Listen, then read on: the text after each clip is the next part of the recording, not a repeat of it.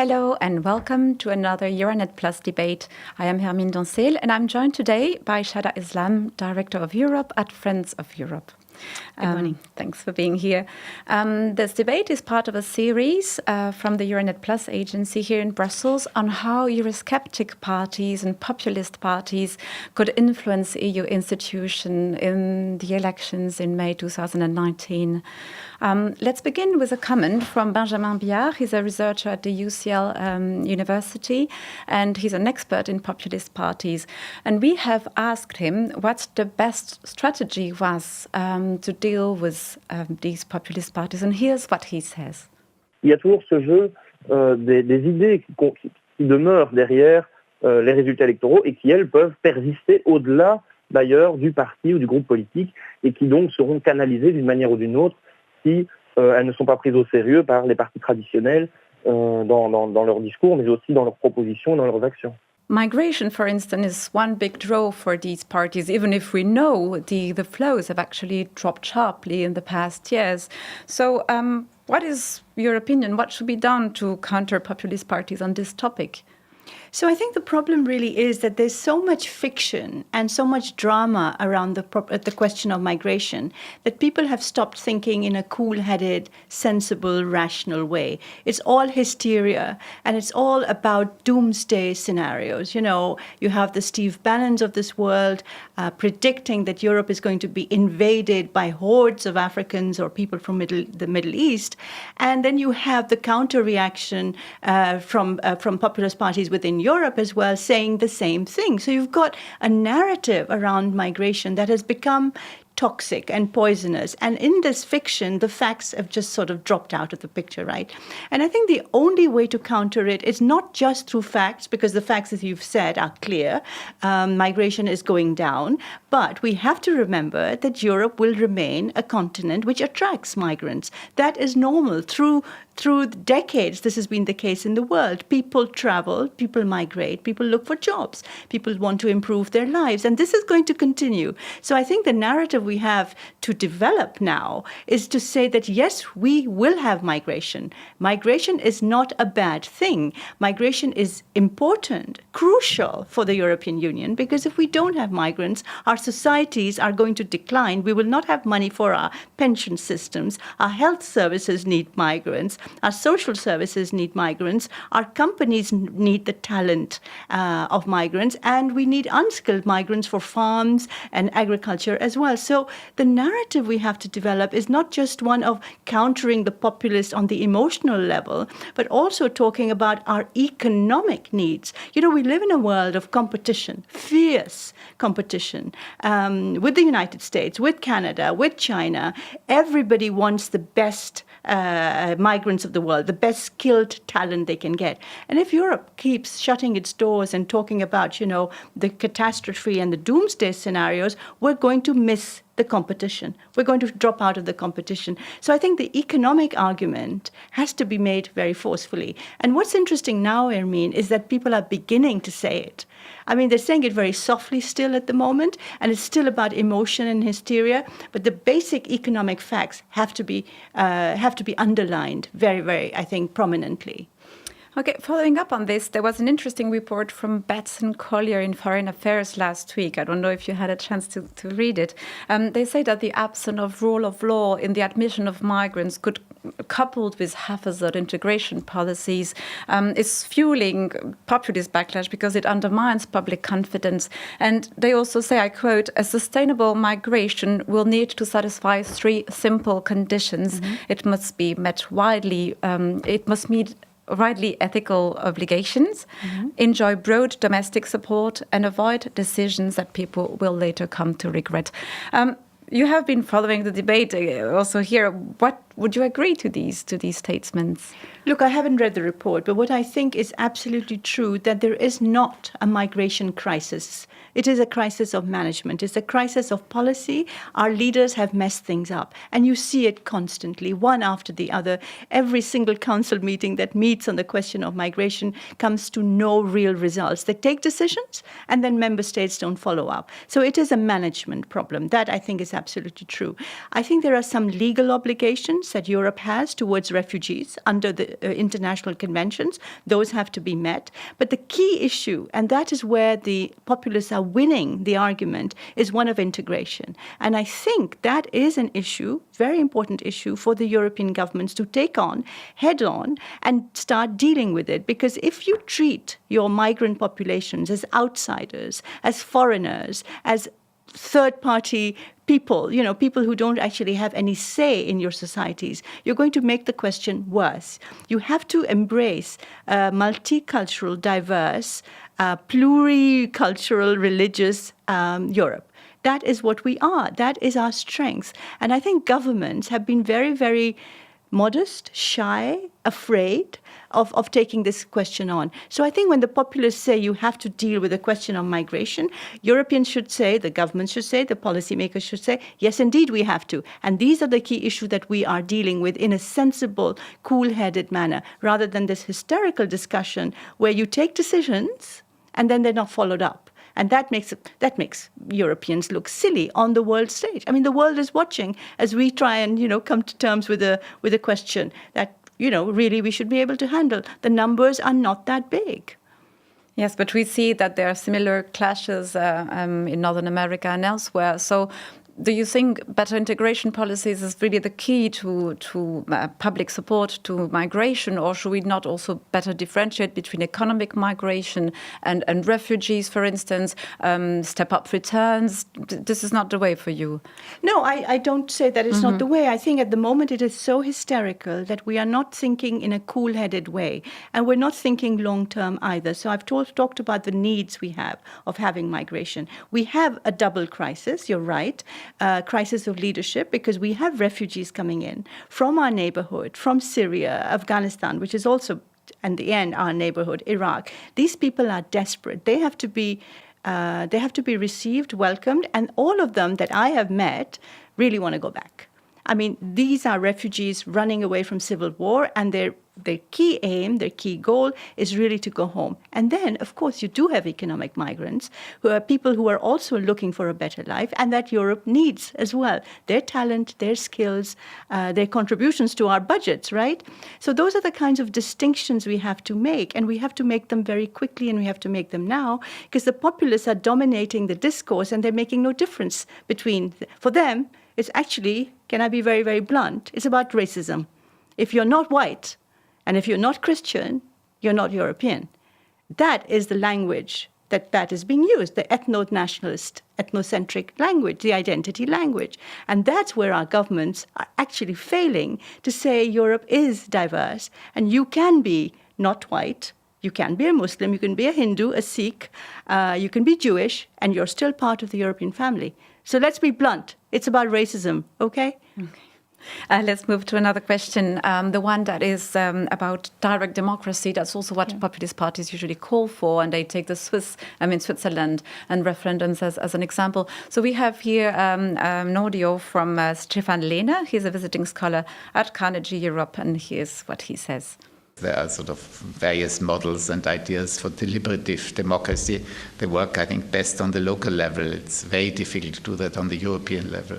But I think there needs to be creative thinking about how to open up the decision-making process to give people more chance to feel that they have a voice, basically, in shaping European policy. Do you think the European institutions could use fresher approaches to democratic participation and use more direct democracy tools? Absolutely. I think this is the key to actually allow citizens' consultations to not just be this amorphous phenomena that it is at the moment. So, we have conventions, citizens' dialogue. Emmanuel Macron, the French president, has started them. Movements are emerging across Europe, movements of citizens who are for Europe, who believe in the EU, and who are mobilizing their members across Europe, right? That is happening. But they don't have a direct say at the moment into what happens in Brussels as far as decisions go. This is still very much a closed-door exercise. It's not as transparent as it could be. And I think that's where Stefan and Carnegie are right. We really need to connect the two. Now, how can that happen? And I think, and I think the only way to do it is through the European Parliament. I mean, at the moment, we have a huge European Parliament. You have members elected. I think you need to devise a system where you have a special chamber, a special, kind of a chamber where you would have representatives coming directly into the system from these movements of citizens, and that would ensure a kind of direct democracy. We're talking often, in Brussels, we talk about getting people from national parliaments into another chamber. There's been this talk for some time now. That would also help. But I think getting citizens' voices directly into the European Parliament will be very helpful. But, these are the kinds of these are kind of devices and processes that we haven't really thought of. Europe has been an elitist project, right? And it's been a good project. But now we see that elitist message is getting lost and that the populists are redefining it and taking control of the narrative. So what we really need to do now urgently, and I think it's beginning to happen, is to retake control of the European narrative. And that's where the people's consultations, direct democracy is going to be helpful. It cannot change from one day to the next, but I think we have to start thinking in terms of changing, transforming the way we talk to citizens, the way we engage, not just go and listen, but also to engage. And I think that's the only way to do it is through the European Parliament, through the Committee of Regions, through the Economic and Social Committee. We have the institutions. We just have to make them work better. We now have a question from Stavros, from our Greek member Sky. I agree with your idea in fighting populism in the EU that politicians and institutions must become less reluctant in challenging European governments. Moreover, having followed the way EU's communication campaign unfolds so far ahead of the elections, it seems that Brussels' main preoccupation is still to prove that its work truly affects the lives of everyday citizens. Why do you think that this message has been so hard to deliver all these years? And how does this aspect increase anti-EU voices?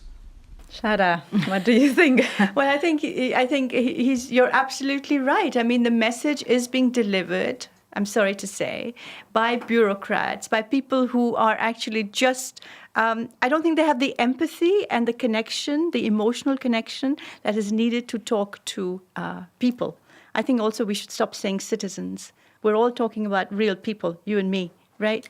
So I think that kind of language that we've evolved in Brussels, this jargon about the talking to citizens debate, we're actually talking about people. And I think we need to bring people into the conversation. And you're absolutely right. I mean, Europe does matter to every single citizen, every single person on a daily basis, right?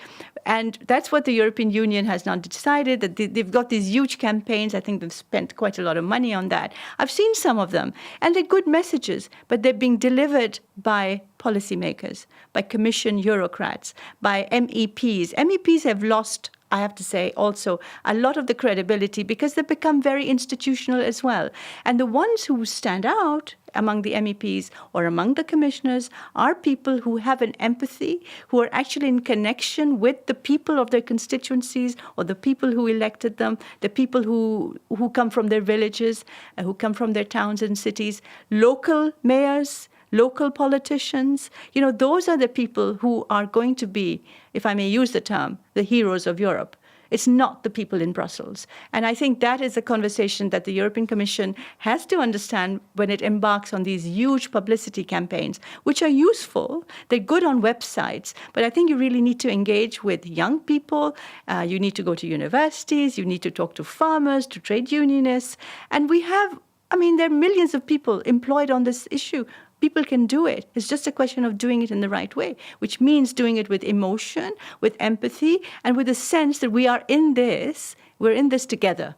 It's not us and them, us, the bureaucrats, and them, the citizens.